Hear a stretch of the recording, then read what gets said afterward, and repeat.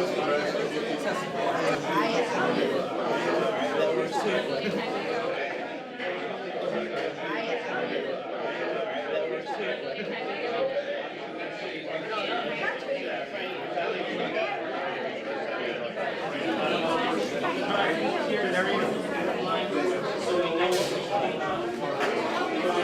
I have everybody's attention?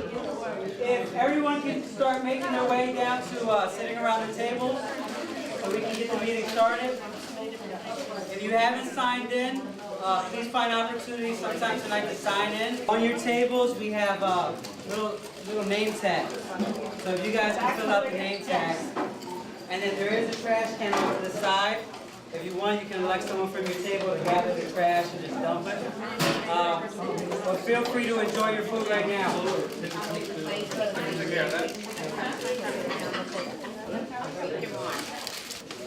Great. So I want to welcome everybody. Thank you for taking the time to come here on a rainy day. Today it's a great turnout. For those who don't know me, my name is Jonathan Centeno. I'm the coordinator of the Kensington Epic Stakeholders. Just by a show of hands, is this your first meeting here around this subject of safety? Is that correct, safety? All right, so we have a lot of new people. We're going to have a couple different moderators. They're going to share what happened before this and what's going to happen next, and what's already been done. And with that, I think we can get started, right? So I want to introduce Barbara McCabe from Parks and Rec. Thank you, Jonathan. Hello, everybody. Hi, Barbara. As Jonathan said, my name is Barbara McCabe. I'm with Parks and Recreation. I'm happy to be here tonight, and this is a great turnout. So I'm just going to give you a very brief update on what Parks and Rec has done lately around the park, and then introduce a few other partners who have been working with all the people in this room to improve conditions. So since the last meeting in October, a couple of small items that we could easily address. We heard that there were no trash cans in the park. So now, it's not a big thing, but there are 5 brand new trash cans in the park. So, Yay!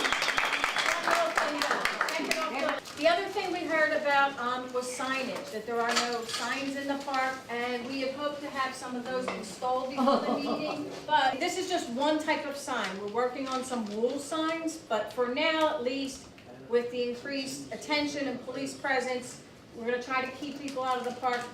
This is standard for all Park and Rec facilities. No trespassing, 10 p.m. to 6 a.m. They're nice and bright. Tomorrow, we're planning to install 8 of these in the park. So we'll see that.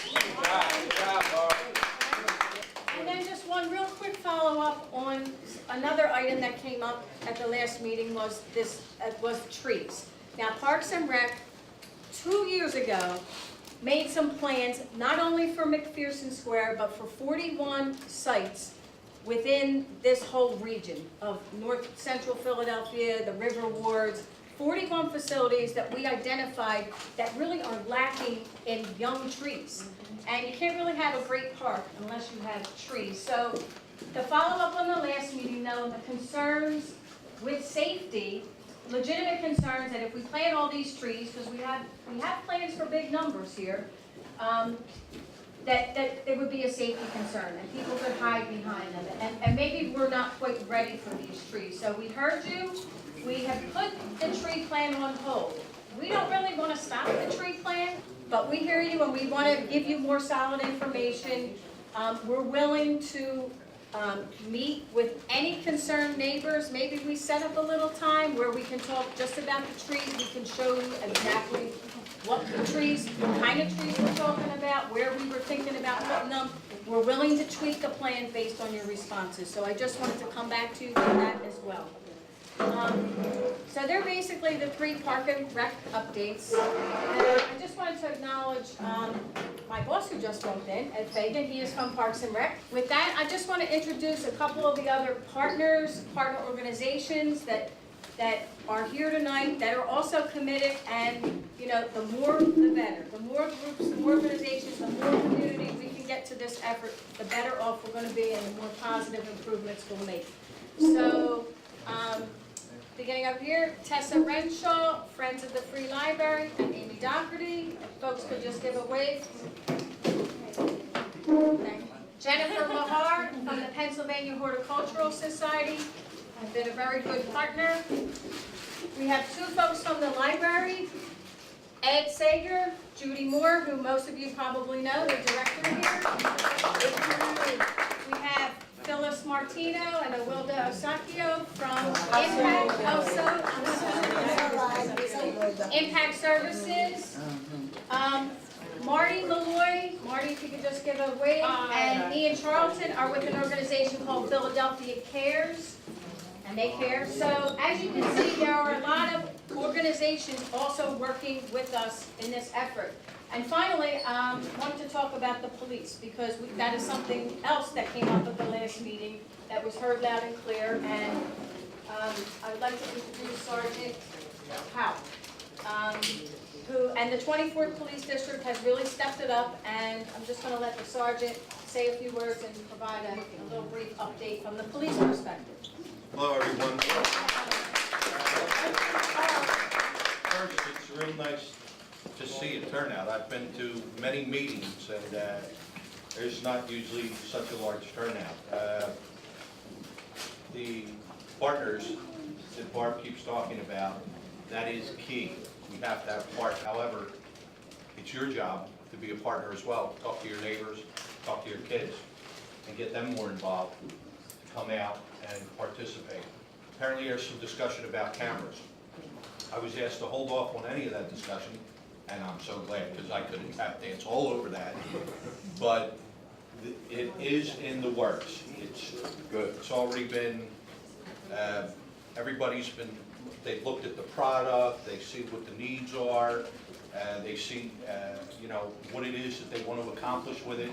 So blueprint is already in place, everybody's happy. Everybody has some stake and some vested interest. We have a stationary post at H in Ontario, we have a stationary post at B in Cambridge. We have 2 dedicated foot feed officers, which these guys are in motion. The only time they're not being seen is when they're processing some arrests. And the arrests are different now, where we used to have to take you in fingerprints and photograph you. We now do citations right out on the street and hand them to the people. The people who got the citations have to go to court. Court has to be able to process them and do what they want. They are not going to go to jail. So many murderers, robbers, rapists, burglars, stuff like this. Quality of life affects the community. It changes the community. You have to be here to support it. 3 times I heard 3 different people say, oh, the needles, this and that. We have a memorandum, a commissioner's memorandum. When we come across needles, we have a place to go to take them and put them in a box. Drop off at Episcopal Hospital. It's called a sharps container. Some of the firehouses have sharps containers. Almost every day, Kensington and Somerset, you'll see this religious group of organization. People that have all been in rehab. Ministries. They're ministries. They're all, well, that's one of them.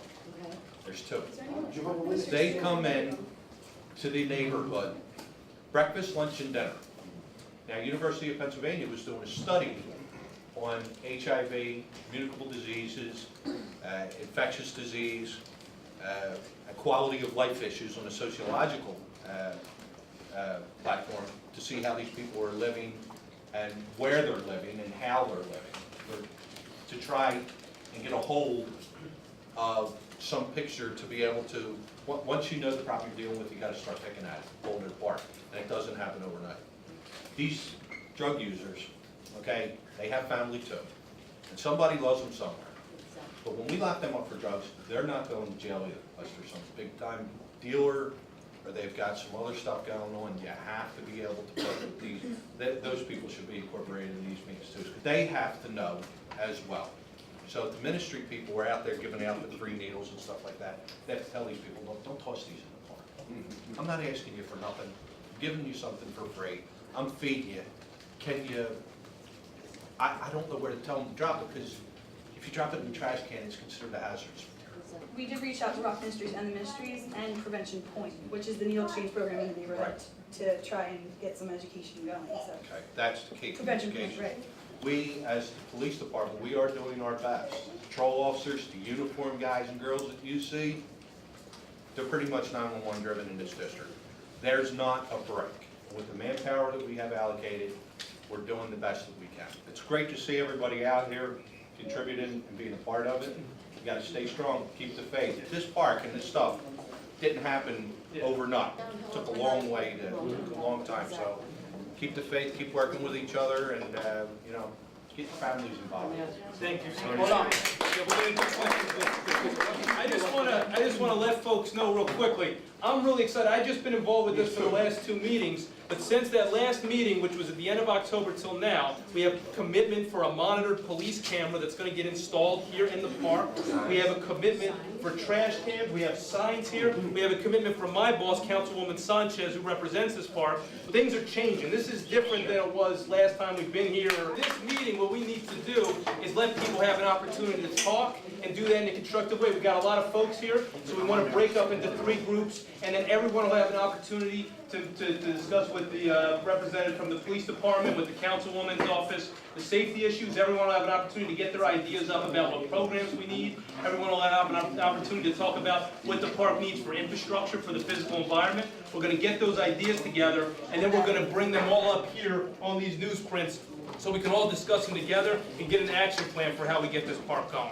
So if that's just how we're going to do about the facilitation vehicle, Yeah. I want to introduce Marty. Marty is with Greater Philadelphia Cares. He's got going it. to talk a little bit about how we're going to do these 3 breakouts. So this is going to be really simple, really easy. What we want to try to do is get an equal number of people around these tables. We have more people, which is good, than we have space to have intimate conversations. So what I'd like is my moderators, Justin and Phyllis and Barb, will be the 3 moderators. They're each going to go to 1 table. You don't move, they're going to move. So everyone is going to have an opportunity to weigh in on their ideas around infrastructure, programs, and safety. There are a couple of ground rules that I just want to make sure everyone is aware of. 1, every idea, because we're brainstorming here, every idea is a good idea right now. You never know how that idea is going to connect to something else. So encourage each other. 2, be respectful. We're trying to build community here, even amongst ourselves. Some of us know each other, some don't. So be respectful, because you could be sitting next to your next best friend, okay? And make sure that if you have a question, you ask it. All right? Don't let something slide past if it didn't make sense to you, because you are all going to help the whole community as a team. We're all going to decide, hey, what do we tackle first? What do we tackle second? What do we tackle third in those 3 buckets? Does that make sense? Yeah. Okay, so what I'd like to do is try to get somewhat equal numbers around these tables, and I'm going to have my moderators stand, kind of be at the head with the big board and these markers. And if folks can kind of be around them, we're tight here, so if we could have a few folks, maybe my friends here in the back, if they could come over here, start at this table. Remember, you're going to be able to weigh in on every topic. If we could have some folks over at this table here, a few more folks fill in at this middle table here, and then if folks can kind of come in closer on this 3rd table. It's the best way to get safety with the money that we're going to have to sort of invest in safety. What's going It's actually a good volunteer project as well. I'm going to share some of the ideas. I'm going to share with you some of the ideas with the other Protecting the kids is important. Maybe having more undercover police and patrol cars, because they say.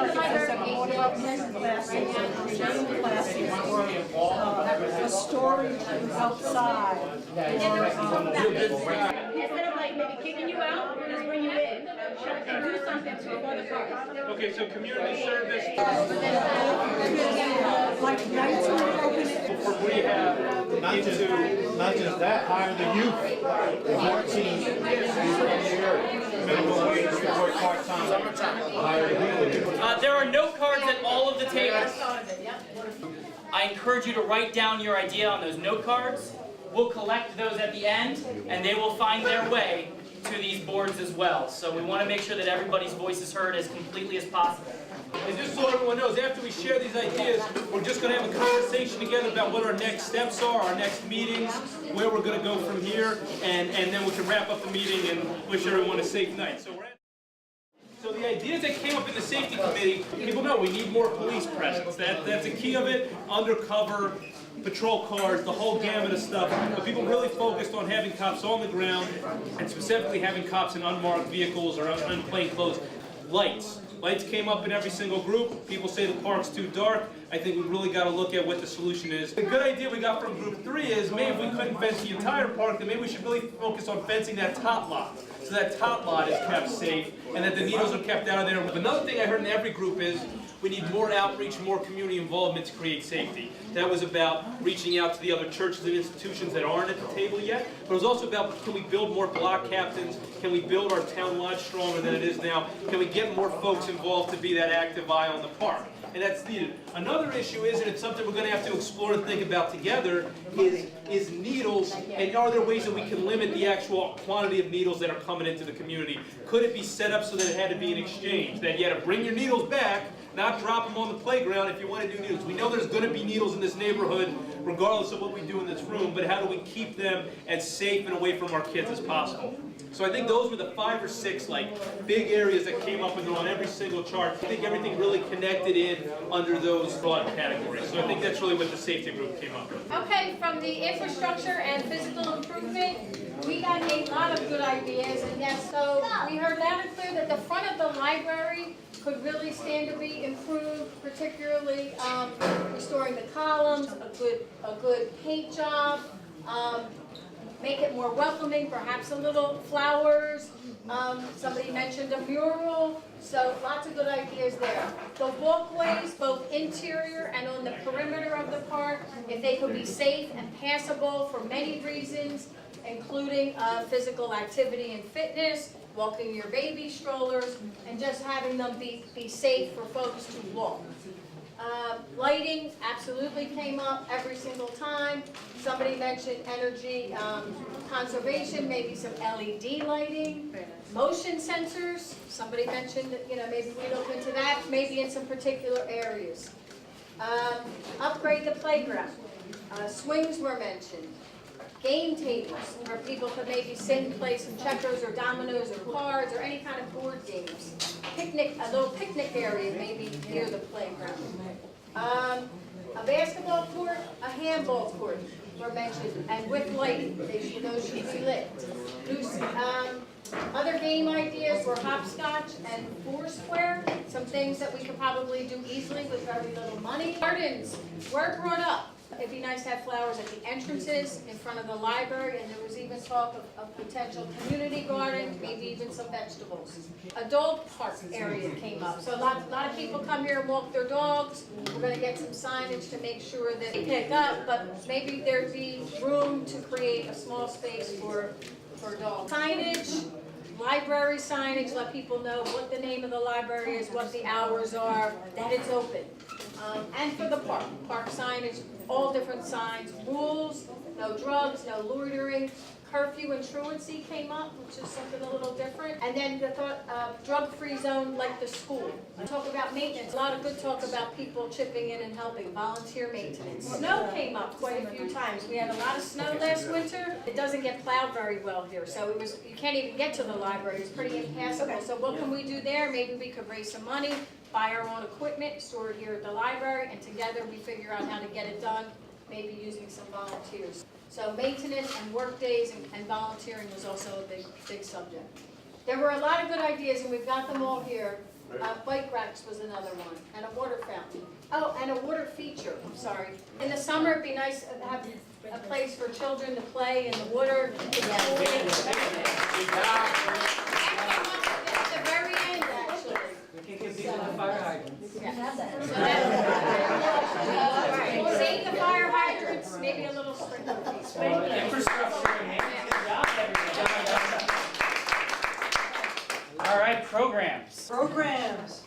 There were zillions of ideas, and I think we captured a lot of them. Outside and having movie nights as well as karaoke, having dance contests from different eras like 50s, 60s, 70s, 80s. You can have different kinds of dances, and it's cheap, and people really like it. We talked about story hours outside, flea markets, picnics, farmers market, open mic night, talent show, snowman making contest, sledding. Outdoors, you could have some church involvement, you could have like Vacation Bible School. There's talk about different types of athletic activities, basketball and handball and stuff. People were also talking about Pilates, Philadelphia Fitness, yoga, a running club, a summer's children's series of events, quarterly fairs, a combination of a health fair, a flea market, and all these ideas kind of get plowed together so we get a community event. What I'm from is from the Friends of the Free Library of Philadelphia. This library needs some help, it needs some support, it needs its residents to take care of it. What we do is we're forming a Friends group called Friends of McPherson Square Library. One of the things Friends groups do is programs, brings different programs that you choose. And these things that are on here are going to be a reality through participating in the Friends group. First meeting we will have is December 9th here at the library. So all these great ideas, they keep going. You can have this every month if you'd like and plan for future programming and inside and outside. Some of the ones that were brought up, a lot of them, the ESL classes, resume building classes, writing workshops. These are all things that are offered free from the library in your community. Basic computer, intro to computers and those kinds of things. So a lot of these resources you can find, but what we'd like to do is bring them here as well. Having dance classes, teen cafe programs, and we have them in other libraries and other friends groups, and the teen cafe programs and other friends groups are such successes. People that really don't fit in the rec center have an avenue with a friends group to fit in here and have programs for them. We activities, which also can do we exercises, college prep classes, Bible study, again, we can use after school programming, which we do have. It's called the LEAP program, and they offer after school assistance with homework Monday through Thursday, and that's already here and can be utilized. Resources available of all the community services. There's community organizations here that provide services to the residents to get awareness out of what you can get in your community, whether it be heating, whether it be job training, whether we ever have a resource fair here. Going on to resume building, parenting classes, and the list goes on and on. Whatever you want. You come tell, you pick, this is your community, you choose. And first Friends meeting, December 9th, please come. Please come, all right? At this point, I'm going to turn it back to Justin and Barb. Yeah. Okay. No, I think there's a couple sort of obvious next steps for us here. I'd say, as Parks and Rec and the Councilwoman, we're going to be working together to figure out how we improve the physical structure here. And I think we should have a separate meeting, maybe in 2 weeks, maybe a Wednesday 2 weeks from now, where we're just going to focus on trees, what we can do in terms of fencing or lighting, figure out what our budget is, and just have a meeting where we really focus on coming up with a design together that we can then bring back to the broader community meeting that we'll have a little later. Does that make sense to people? Yeah. To anyone who wants to come for a conversation and really just talk about trees and light, I'll do a sign-up sheet that we'll have here at the end so we have everyone's phone number so we can call them and remind them. But I'm just going to look at what the date is 2 weeks from now. Is that the 30th? So 2 weeks from today, that's after Thanksgiving, is Wednesday, November 30th. If people are comfortable meeting here to discuss the physical, the infrastructure, getting that fixed, we'll do that meeting in 2 weeks where we'll start to come up with a design and figure out what we can fit in a budget. We'll do that at 4 o'clock. Now I'm going to make a sign-in sheet. It's going to be up here. And it's going to say Infrastructure Committee. So people want to give me their phone number so we can give you a reminder call. Please sign in there. We have our friends of the library. Yeah, do you want to? Yeah, no. I put out there the McPherson Square Revitalization Coalition. Like us on Facebook. And everyone who wants to post, if you know that there was something in the paper, or if you saw that there was another community thing, or anything to do with the revitalization of this square, please like us on Facebook, and that's another way we can keep communicating of what's going on, where, when, and we're all on there, and everyone, it's not my page, it's not that page, it's all of our page. It's a way we can all really form together and get this going, get this moving as a unit. Can we get a sense, because we've never used Facebook around here before, how many people would find Facebook helpful? Oh, good. We all. The new wave of the future. In addition to this infrastructure meeting, how do people feel about the week after that next Wednesday, maybe we have a meeting to discuss safety, just with our police district and with the council office, and we can go over safety ideas and we get into more detail? Okay, before we lose everybody. We got one last item. Guys, I want to reframe where we're at, just go over that real quick. So look, November 30th, infrastructure meeting, we're gonna have a sign-up sheet there. Public safety meeting, December 7th, Friends of the Library, December 9th. We're gonna have this in the front, they're all at 4 o'clock, they're all Wednesday, they're all here. We'll have this in the front, everyone can sign up. We're gonna have sign-up sheets up there so people can get their numbers down. And then we'll all meet again. Let's set a date after these meetings in January where we can get together, plan for the spring, get ready to put these ideas into action. But one thing we should cover, what are the things that we could be doing right now as we leave here today? What are the action items that we don't need another meeting for, we know we just need to do? Don't leave right away.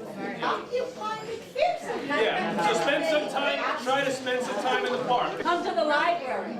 Yeah. Get a library. Come to the library. Come to the Get a library. library card. I'm sure many of you know Officer Tina Willis, but Tina is the community relations officer. She's been in this community for a long time, we knows it well, and she's here tonight to show her support. And I would like to add something.